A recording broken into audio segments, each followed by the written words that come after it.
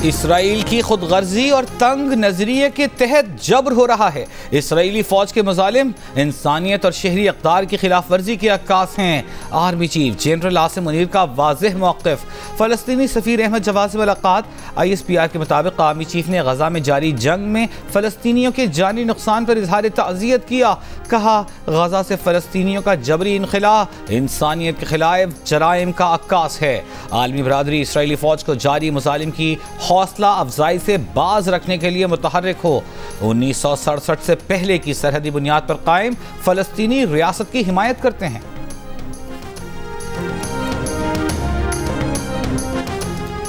क्या नैब नवाज शरीफ को गिरफ्तार करना चाहता है? नहीं।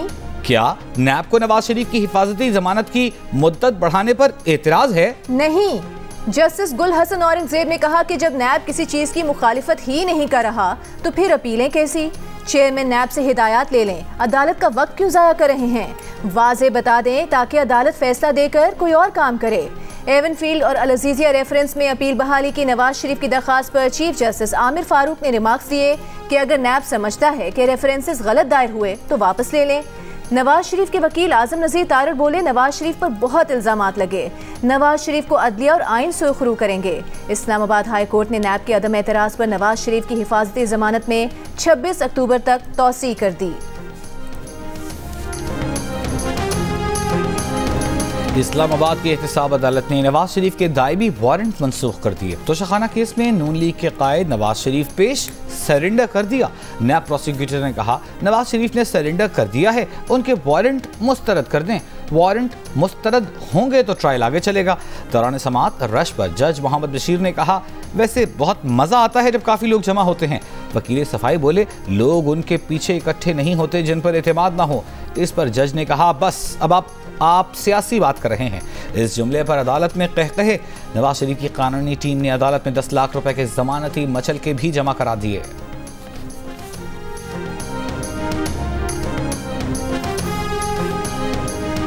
एक एप्लीकेशन आई और उस एप्लीकेशन में उन्होंने सज़ा का कहा। ये बुज़दार साहब की हुकूमत में उन्होंने उनकी बगैर सुने रिजेक्ट कर दी थी।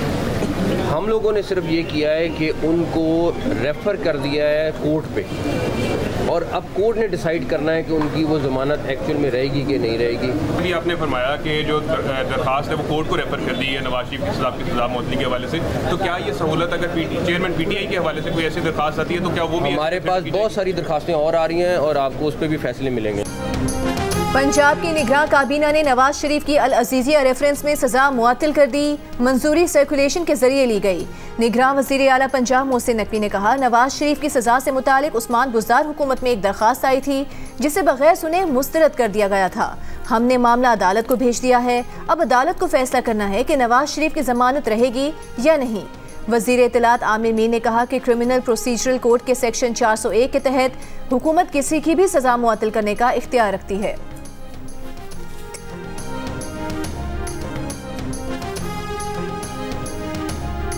सब कल के जलसे को समझ लें कि इलेक्शन कैंपेन आपकी शुरू हो गई है। लेवल प्लेइंग फील्ड होगी सबके लिए।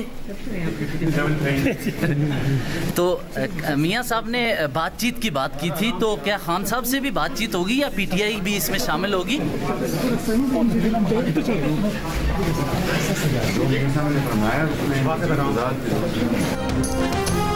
क्या ये समझ लें कि जलसे से इंतखाबी मुहिम की शुरुआत हो गई है? शहबाज शरीफ से सवाल। शहबाज शरीफ ने कहा, जी अल्हम्दुलिल्लाह शुरू हो गई है।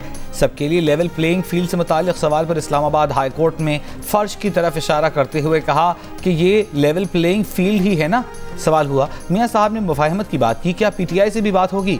शहबाज शरीफ ने जवाब दिया, मियां साहब ने जो फरमाया उस पर वजाहत की ज़रूरत नहीं रहती।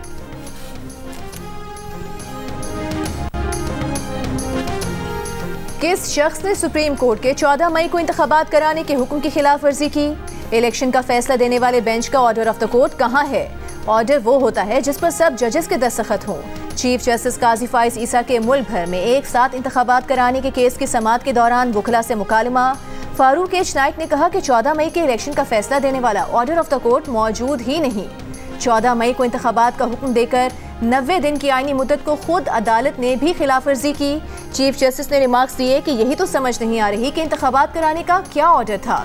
ये वही केस है ना जिसमें बहुत से जजेस ने अपना अपना ऑर्डर लिखा।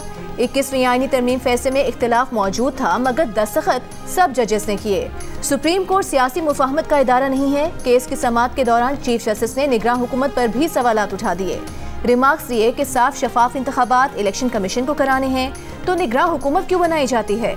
मुल्क भर में इंतखाबात एक साथ कराने की दरख्वास्त वापस लेने की बुनियाद पर खारिज कर दी गई।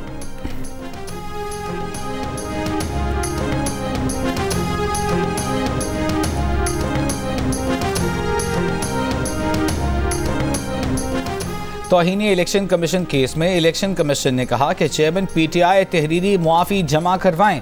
वकील ने जोर दिया कि अब वो इलेक्शन कमीशन को कुछ नहीं करेंगे, कहेंगे केस ड्रॉप कर दें।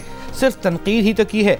इस पर मेंबर इलेक्शन कमीशन ने कहा इख्तिलाफ राय हक है, गाली देना हक नहीं। इलेक्शन कमीशन का चेयरमैन पीटीआई को पेश न करने पर भी इज़हार बरहमी। मेंबर इलेक्शन कमीशन ने कहा एक कैदी को सिक्योरिटी नहीं दे सकते तो आइंदा इलेक्शन में क्या करेंगे। आइंदा समाअत पर वजारत सेक्रेटरी वजारत दाखिला को आइंदा तलब करें। वो कैसे कह रहा है इलेक्शन कमीशन केस सुनने के लिए अडयाला जेल जाए। इलेक्शन कमीशन ने सेक्रेटरी वजारत दाखिला को तलबी की नोटिस जारी करते हुए समाअत 13 नवंबर तक मुलतवी कर दी।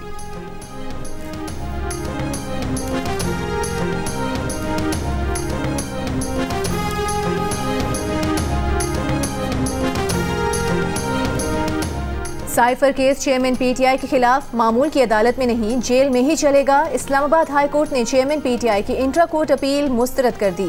जस्टिस मियां गुल हसन औरंगजेब ने रिमार्क्स दिए हो सकता है एतराज़ात खत्म होने पर जब फाइल मार्किंग के लिए चीफ जस्टिस के पास जाए तो नया बेंच बना दिया जाए। अभी हम आपको कोई अबूरी रिलीफ नहीं दे सकते। ये दरख्वास्त काबिल समाअत है या नहीं इसका फैसला भी बाद में होगा। किसी शख्स के लिए रूल्स की खिलाफ वर्जी नहीं कर सकते। सिंगल बेंच ने जेल ट्रायल और ऑफिशियल सीक्रेट एक्ट अदालत के जज की तैनाती दुरुस्त करार दी थी।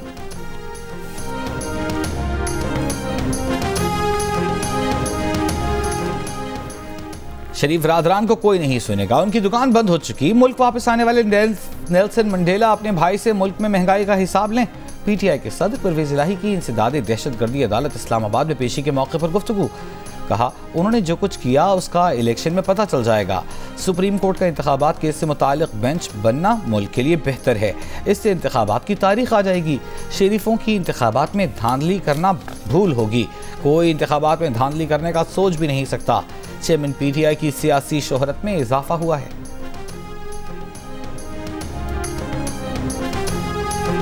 इस्तकबाल के लिए बुलाया नहीं जाता। इस्तकबाल वो सियासी बात नहीं मेरे भाई। इज्तिमा में जाना जरूरी नहीं होता। इज्तिमा में जाना मैं नहीं गया, मैंने पहले भी जिक्र किया है। मैं पार्टी का सीनियर लीडर नहीं हूँ। नवाज शरीफ का इस्तकबाल करने क्यों नहीं गए। मीनार पाकिस्तान जलसे में भी शिरकत नहीं की। सहाफ़ियों के शाहिद खाकान अब्बासी से सवालात। शाहिद खाकान ने कहा नवाज शरीफ को लेने नहीं गए क्योंकि वो पार्टी के सीनियर लीडर नहीं। हर इज्तिमा में जाना ज़रूरी नहीं। नवाज शरीफ से मुलाकात पर कहा जो हुक्म होगा चले जाएंगे। नई पार्टी पर बोले कि आजकल जो प्रेस कॉन्फ्रेंसेस हो रही हैं वो दूसरी जमात के लोग कर रहे हैं। मौजूदा मुल्की सियासत के तहत इलेक्शन लड़ने के कायल नहीं है। नैब सियासतदानों को जोड़ने और तोड़ने में इस्तेमाल हो रहा है।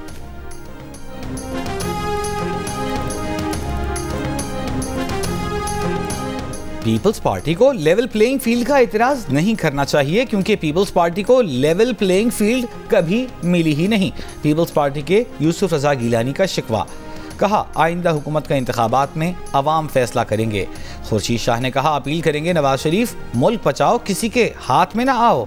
नवाज शरीफ को ऐलान करना चाहिए कि मैं आ गया हूं, अब इलेक्शन होंगे।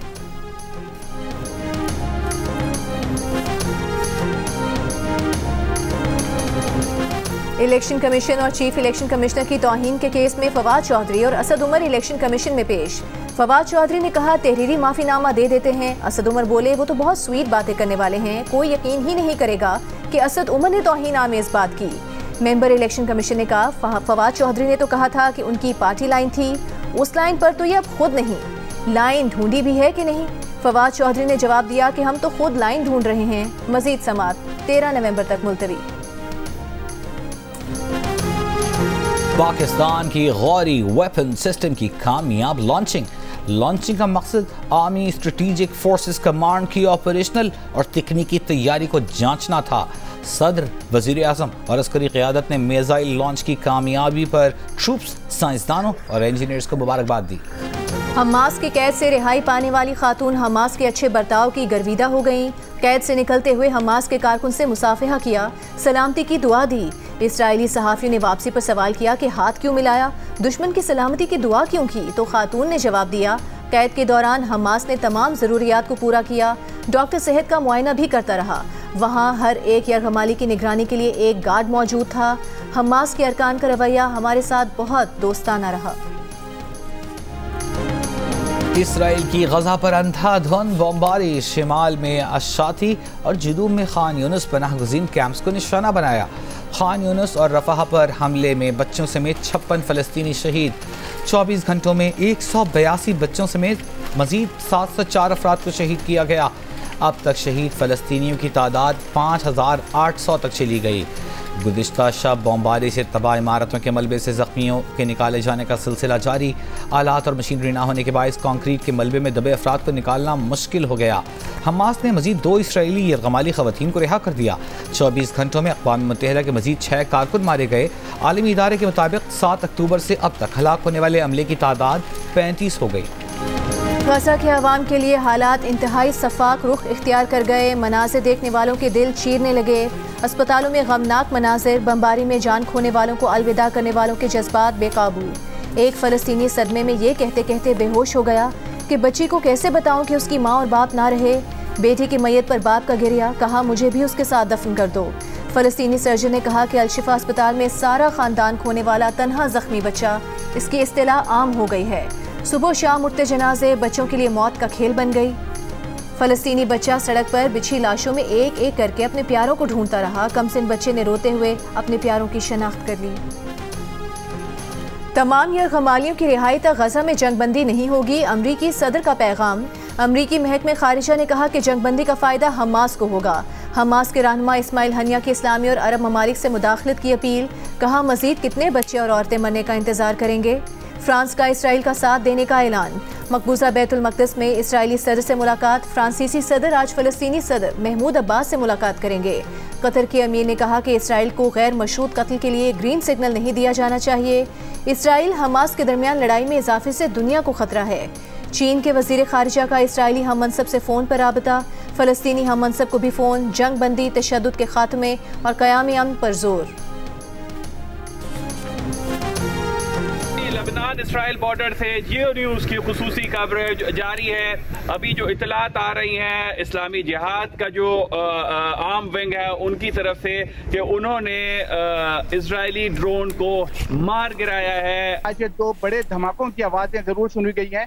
इसके अलावा आज इस इलाके पर हेलीकॉप्टर्स की गैर मामूली परवाजें हुई हैं। खान यूनुस में कुछ मखसूस मकानात के ऊपर इजराइल ने हमला किया है और वहाँ पर लोगों के शहीद होने की भी इत्तला है। इस्लामी जिहाद के आर्म विंग का इसराइली ड्रोन मार गिराने का दावा। जीनिस की लेबनान इसराइल सरहद से जंग की कवरेज जारी। जीनिस के नुमाइंदे तारिक अबुल हसन और अली इमरान सैयद लम्हा बलम्हा सूरत हाल से जियो न्यूज़ के नाजरीन को बाखबर रख रहे हैं।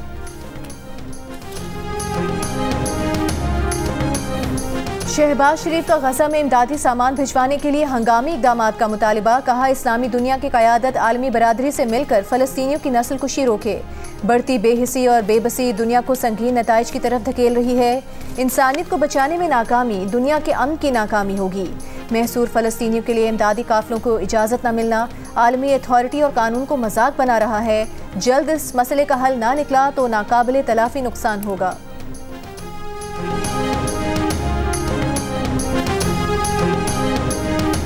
गजा के मामले पर आलम इस्लाम में कब्रस्तान की सी खामोशी है। अमीर जमात इस्लामी सिराजुल हक की दुहाई। प्रेस कॉन्फ्रेंस में कहा गजा की सूरत हाल पर खामोश रहना इसराइल का साथ देना है। हुक्मरानों ने अभी तक गजा का साथ देने का ऐलान नहीं किया। इसराइल का यकतरफा साथ देने का ऐलान अमरीका की खुल्लम खुल्ला दहशतगर्दी है। निगरान वज़ीर आज़म अनवारुल हक काकर ने कहा है कि इंसदाद पोलियो एक कौमी कॉज है जिसके लिए हम सब मुत्तहिद हैं। पाकिस्तान अपने तरक्याती शराकतदारों से मिलकर इंसदाद पोलियो माँ बच्चे की सेहत पर काम कर रहा है।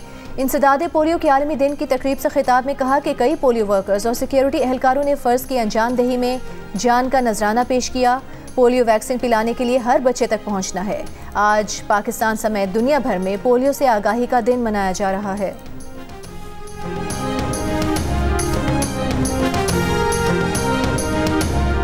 तहरीक इंसाफ की खातून रहनुमा अंदलीब अब्बास और दीगर 2 खवातीन इस्तेहकाम पाकिस्तान पार्टी में शामिल हो गईं। अंदलीब अब्बास, सादिया सुहेल, सुमेरा बुखारी ने जहांगीर तरीन से मुलाकात में शमूलियत का ऐलान किया। प्रेस कॉन्फ्रेंस में अंदलीब अब्बास ने कहा कि हमने आगे देखना है कि मकसद क्या है। फर्द, पार्टी मकसद से बड़ा नहीं होता, मकसद आगे होना चाहिए। वर्ल्ड कप मैच में जनूबी अफ्रीका ने बांग्लादेश के खिलाफ रन्स का पहाड़ खड़ा कर दिया। 5 विकेट पर 382 रन बना दिए। क्विंटन डी कॉक ने 174 रन की शानदार इनिंग्स खेली, 7 छक्के लगाए। क्लासन को भी रहम ना आया, 49 गेंदों पर 90 रन बनाए, 8 छक्के टिकाए। मार्करम के 60, मिलर के 34 रन, हसन महमूद की 2 विकेटें। 383 रन के ताक़ुब में बांग्लादेश की बैटिंग जारी। 6.2 ओवर्स में 1 विकेट के नुकसान पर 30 रन बना लिए। गैस आए ना आए, निगरान हुकूमत ने गैस की कीमतों में 193% तक इजाफा मंजूर कर लिया। घरेलू, कमर्शियल और सनती सार्फिन के लिए गैस टैरिफ बढ़ा दिया गया। गैस के मीटर पर फिक्स चार्जेस 10 रुपये से बढ़ाकर 400 रुपये माहाना। इतलाक 1 नवंबर से होगा। सनतों के लिए टैरिफ बढ़ने से महंगाई का नया तूफान आने का खदशा। सीमेंट सेक्टर गैस टैरिफ में 2900 रुपये फी MMBTU इजाफे से कंस्ट्रक्शन भी महंगी।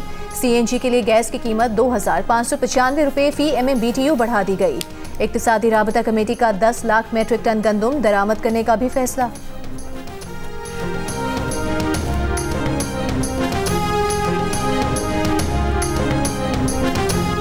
यूटिलिटी स्टोर्स पर दस्तयाबी के साथ ही 1 किलो चीनी पर 8 रुपए बढ़ा दिए गए। 1 किलो चीनी 155 रुपए की हो गई। सब्सिडी वाली सस्ती चीनी पर भी फी किलो 8 रुपए का इजाफा। BISP सारिफिन के लिए चीनी की फी किलो कीमत 109 रुपए हो गई। इससे कबल आम सारिफिन के लिए चीनी 147 रुपए फी किलो, सब्सिडी वाली चीनी 101 रुपए फी किलो थी। पंजाब में स्मॉग का सबब बनने वाली गाड़ियां और मोटरसाइकिल्स बंद करने का हुक्म। निगरान वज़ीर ट्रांसपोर्ट इब्राहिम मुराद की फील्ड स्टाफ को मुतहरिक रहने की हिदायत। कहा, स्मॉग का सबब बनने वाली गाड़ियों से कोई रियायत न बरती जाए। निगरान वज़ीर आला सिंध का सिविल अस्पताल सक्खर का दौरा। डॉक्टर्स की गैर हाजिरी, नाक़िस इंतजामात पर MS मुअत्तल। सिविल अस्पताल सक्खर का बोर्ड भी मुअत्तल। निगरान वज़ीर आला ने डबल सेक्शन हाई स्कूल का भी दौरा किया। बच्चों की हाजिरी यकीनी बनाने की हिदायत जारी।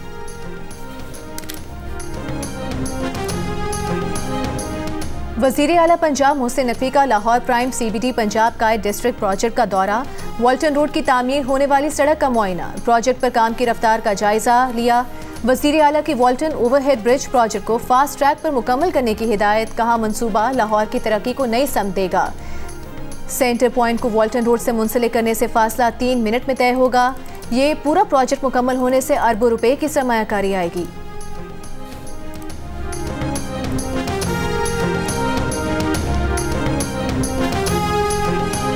बहुत दुख हुआ, ऐसा लग रहा था अब्दुल्ला शफीक को खेलना ही नहीं आता। प्रोग्राम हारना मना है में अब्दुल रज़ाक ने कहा कि अफगानिस्तान के खिलाफ 350 रन का टारगेट देना चाहिए था। मोहम्मद आमिर ने कहा, नहीं पता कल क्या हो गया था, विकेट देखकर जब इरादा तब्दील नहीं कर रहे तो ये तो होगा। इमाद वसीम बोले, अफगानिस्तान ने देखा या दुनिया की क्रिकेट कहाँ जा रही है। वर्ल्ड कप क्रिकेट के हर मैच के बारे में जानिए रज़ाक, इमाद और आमिर की माहिराना राय। प्रोग्राम हारना मना है में रोजाना रात 11 बजे की हेडलाइंस के बाद सिर्फ जियो न्यूज़ पर।